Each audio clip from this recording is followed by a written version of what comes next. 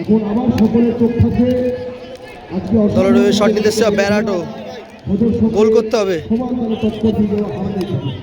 গোল করলে দল সমতা কমিয়ে কিন্তু ব্যারাটো গোল করলে স্কোর 2-1 হবে।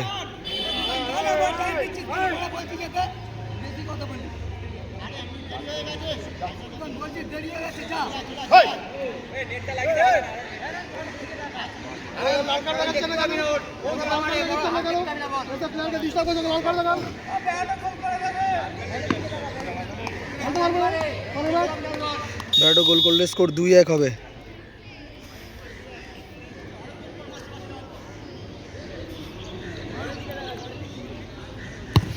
ব্যারাটো পোস্টে মারলো, ফাইনালে চলে গেল।